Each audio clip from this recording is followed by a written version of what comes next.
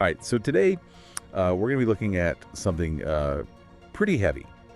Somalia's fight against Al-Shabaab. And the source that we're going to be using for this deep dive is, it's this investigative report that suggests that things might not be as simple as they seem on the surface. Actually, there are some allegations that there are some pretty questionable tactics being used. Well, what I find really interesting of this report is it's not just pointing the finger at, typical corruption. It's actually suggesting that there might be like a whole system in place that's benefiting from the conflict, from prolonging the conflict. Okay, so let's break this down for our listeners. Late 2022, President Mohamud launches this major offensive against Al-Shabaab, and he calls it the second phase. There's a lot of promises about finally crushing the terrorist group. You see it all over the media, and it works. The international community really opens up their wallets.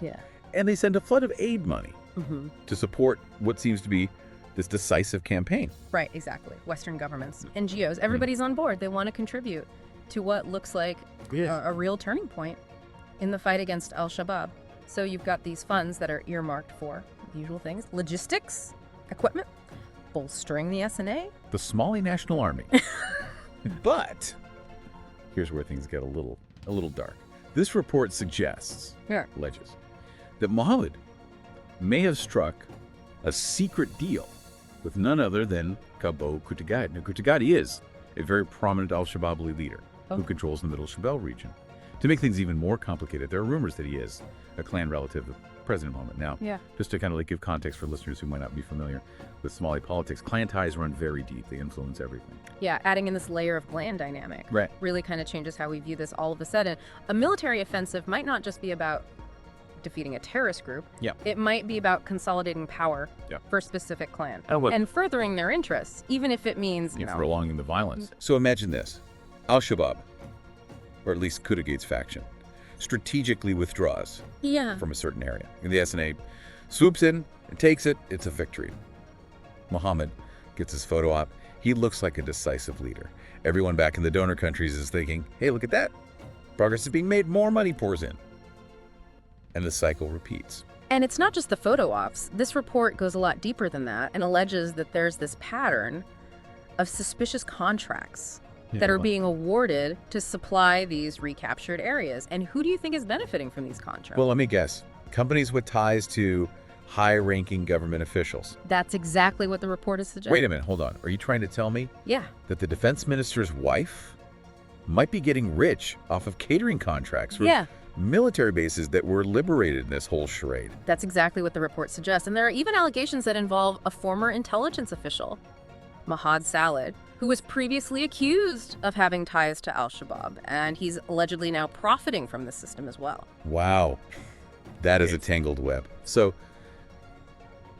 if all of this is true, we could be talking about war profiteering on a massive scale. But how does this actually benefit Al-Shabaab in the long run? I mean, on the surface, it looks like they're losing territory. Yeah, this is where it gets even more disturbing. The report is pointing to a pattern where SNA troops that are stationed in these recaptured areas, they're left incredibly vulnerable. They don't have proper supplies. They don't have reinforcement. They're essentially sitting ducks. So Al-Shabaab is just waiting it out, knowing that they can easily take back the territory. That's exactly it. The report points to several instances of this happening. For example, November 2022, the SNA secured parts of Al-Shabaab. Middle Shabelle, only to lose them again, to Al-Shabaab.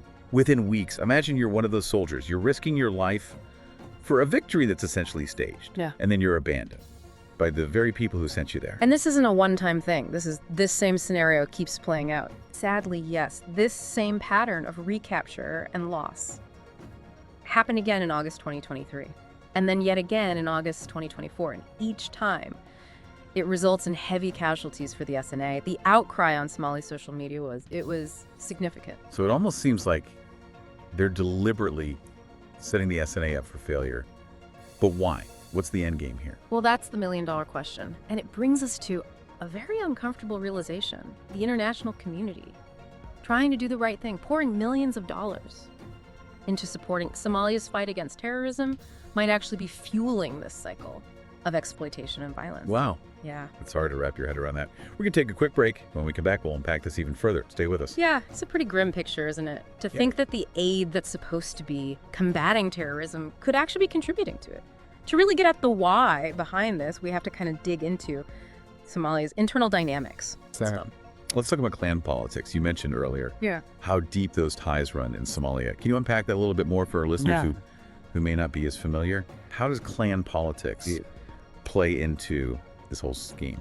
So imagine a society where your clan affiliation, the group you're born into, determines your alliances, your opportunities, even your safety net.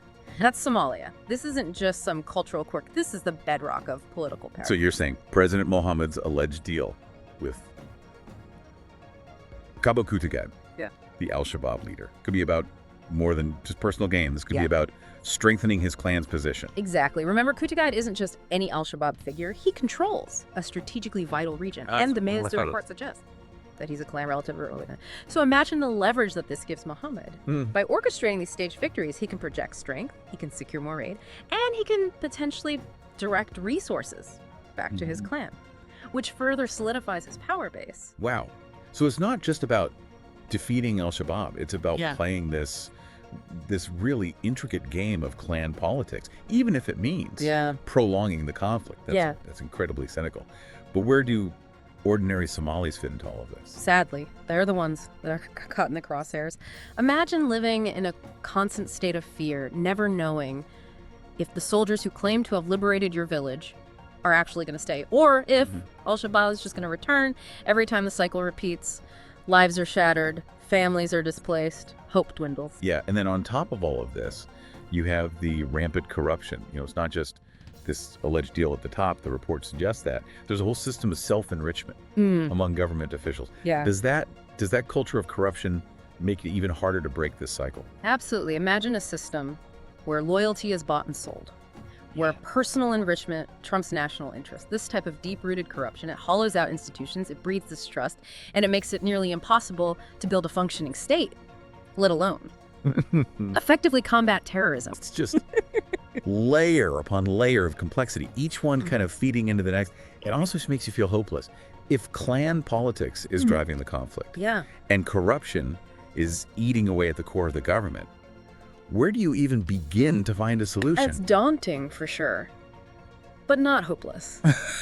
This report, while it's highlighting these very dark realities, it's also pointing to a growing movement within Somalia, demanding accountability, demanding transparency. People are tired of being pawns in this game. They want a government that serves the people, and not just the interests of a few powerful clans. So there's a flicker of hope amidst all of this darkness, but how does that movement actually translate into change? Think of it this way. You, the listener, wouldn't just accept being lied to, being exploited, being put in danger without demanding answers, right?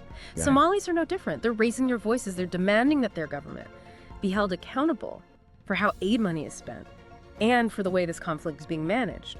But in a system as entrenched as this, with so much at stake for those in power, how much impact can these voices really have? It's an uphill battle, without a doubt. Right. But change rarely comes easily, especially in situations as complex as this. It takes courage, it takes persistence, and it takes a willingness to challenge the status quo. So we have this internal pressure building. But what about the international community? We've talked about how their aid might be inadvertently fueling this cycle. But what about their responsibility? Can they do more than just license, write checks, and hope for the best? That's the crucial question. And it's one that we're going to explore further in the next part of our deep dive. Because the international community, while they do face their own set of challenges and dilemmas, they have a very crucial role to play in supporting positive change in Somalia. We've been talking about this incredibly complex situation in Somalia.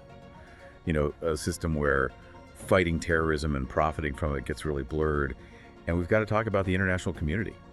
You as people that are trying to help, right? You're trying to support Somalia in this fight against Al-Shabaab. But as we've seen, it's not just as simple as providing aid. It's a tough pill to swallow, isn't it? The idea that, millions of dollars in aid, good intentions might actually be making the problem worse. But that's the dilemma that donors are facing. We've talked about this lack of transparency and this corruption that's almost like baked into the government. But what would you say are the biggest challenges that donors face trying to navigate this? Imagine you're trying to walk through this really dense forest, right? And you're trying to reach a destination, but the path is constantly shifting. It's disappearing. It's reappearing somewhere else. That's what it's like trying to provide aid in Somalia. The landscape is always changing. Alliances are fluid. Information is scarce. It's unreliable. It's hard to know who to trust. Where's the money going? Is it having an impact? So what can be done? The report mentions these calls for accountability and transparency, but how do you push for that when those in power seem to benefit from the lack of it? I think it requires a really delicate balance. A combination of pressure and partnership. Imagine you're dealing with somebody who is borrowing money from you and they refuse to tell you what they're spending it on. You wouldn't just keep giving them money, right? You would demand some accountability. And I think that's what donors need to do with the Somali government, set clear conditions for aid conduct, really rigorous audits, and be willing to withhold funds if those conditions aren't met. But that's a tough stance to take when you're dealing with a country that's facing so many challenges.